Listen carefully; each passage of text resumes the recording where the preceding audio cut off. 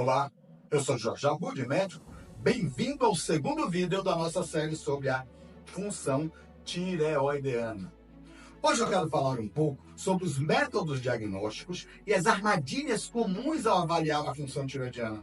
Se você perdeu o primeiro vídeo, recomendo que volte e assista antes de continuar o vídeo atual.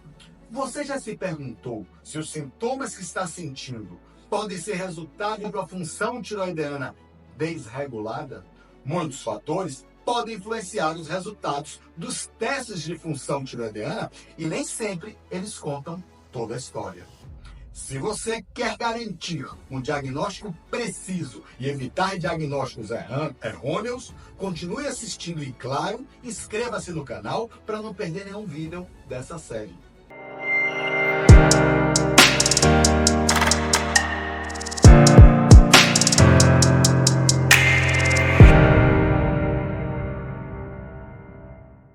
Quando é que você pode desconfiar que sua tireoide não está funcionando bem?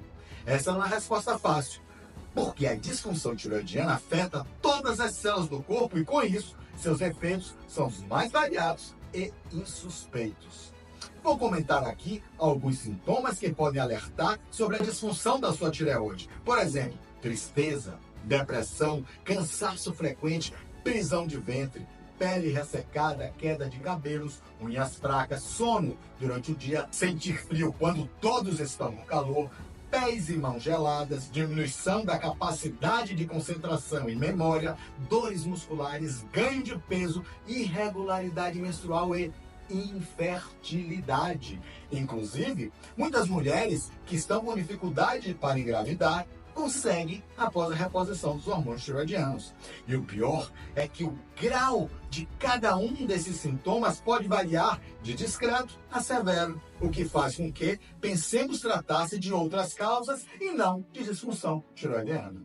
Quando há desconfiança de que temos um problema da tireoide, alguns exames podem ajudar a esclarecer, mas sem esquecer que as queixas são os achados mais importantes. Assim, a medida da temperatura matinal pode ser um bom indicador da função tireoidiana.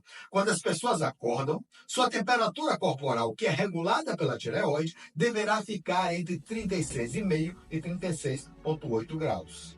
Isso acontece porque a tireoide é a responsável pela manutenção da temperatura do nosso corpo. Quando ao acordar e sua temperatura estiver abaixo disso, deve-se cogitar fortemente a hipofunção tireoidiana. A partir da segunda metade do século passado, com a descoberta dos hormônios tireoidianos e hipofisários, o diagnóstico do hipotireoidismo passou a ser quase exclusivamente laboratorial, a despeito, às vezes, da sintomatologia do paciente, o que nos leva a armadilhas no diagnóstico, como eu vou discutir mais adiante nesse vídeo. Não podemos, evidentemente, prescindir dos exames laboratoriais, mas, ao mesmo tempo, não podemos nos esquecer que eles não dão respostas a todos os estados fisiológicos da função tireoidiana e, em cada caso, devemos avaliar de maneira individual.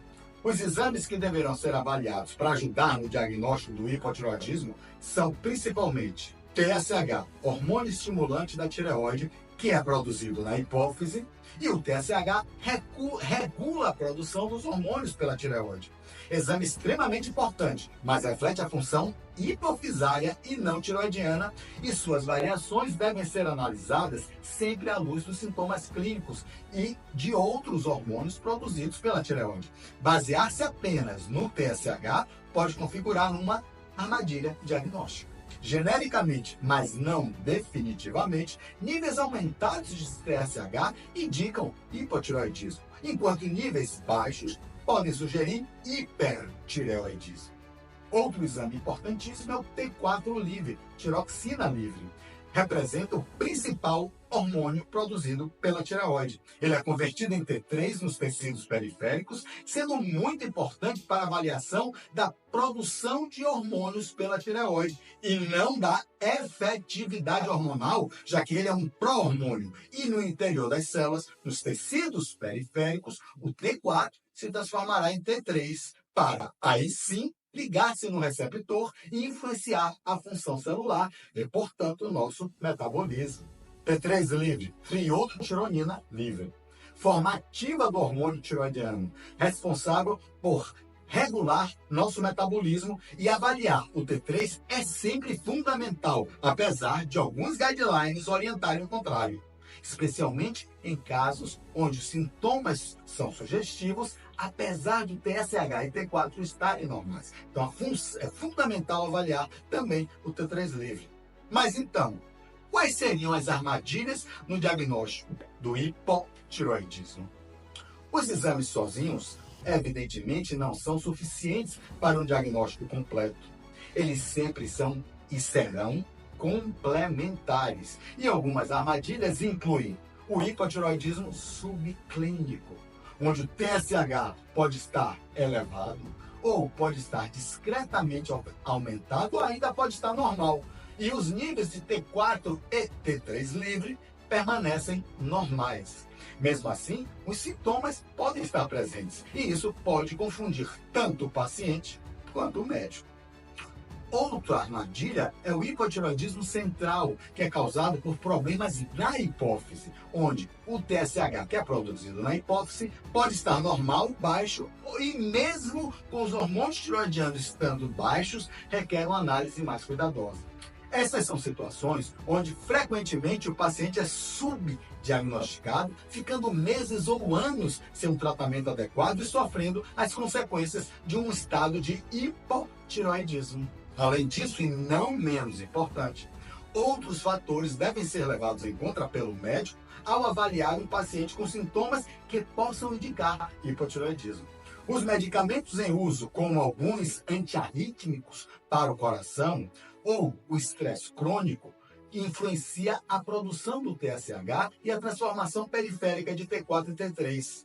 Até a dieta pode impactar os resultados dos exames e precisa ser considerado, já que a deficiência de ferro, iodo, zinco, vitamina D, tirosina e selênio podem reduzir a formação do hormônio tiroidiano e causar um estado de hipotiroidismo sem alteração glandular anatômica.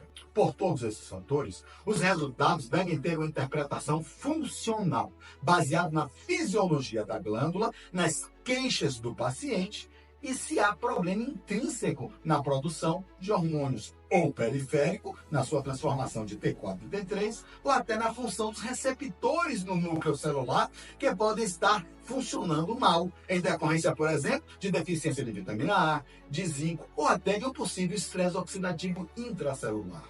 Além disso, condições como anemia e desbiose intestinal podem influenciar o diagnóstico e necessitam de atenção. Até porque a anemia, além de influenciar a função tiroidiana, ela por si só causa problemas semelhantes e deverá ser tratada concomitantemente. Finalmente, não podemos deixar de falar da presença de anticorpos antitiroidianos. Esse achado pode indicar uma condição autoimune, como por exemplo a doença de Hashimoto, que afeta a função tiroidiana por destruição glandular e redução na produção de T4 e T3 e requer uma abordagem específica. Então, finalmente, o que devemos fazer? Uma abordagem que combine os resultados laboratoriais com uma avaliação clínica detalhada, considerando todos os aspectos da saúde do paciente. Após o diagnóstico e o início do tratamento, é fundamental o monitoramento contínuo regular dos níveis hormonais, bem como o ajuste no tratamento conforme necessário, com base, evidentemente, nos sintomas e nos resultados laboratoriais. Por fim, nunca esquecer que todas as doenças crônicas sofrem influência de fatores ambientais e do estilo de vida. Avalie o impacto de fatores como estresse, dieta, sono, atividade física na função tiroidiana. Um diagnóstico preciso é essencial para evitar complicações e tratar adequadamente a disfunção tiroidiana. Isso pode melhorar significativamente a qualidade de vida do paciente, prevenindo problemas como fadiga extrema, infertilidade, depressão, doenças cardiovasculares, alteração do peso e problemas intestinais. Obrigado por assistir ao segundo vídeo da nossa série sobre saúde tiroidiana. No próximo vídeo, exploraremos as opções de tratamento e estratégias para gerenciar a função tiroidiana e melhorar a qualidade de vida. Não perca, e se esse vídeo for útil para você, dê um like, compartilhe com amigos que possam ter problema de tireoide e não saibam, e inscreva-se no canal para acompanhar todos os vídeos da série e ficar por dentro de todas as novidades sobre saúde e bem-estar. Obrigado. Até.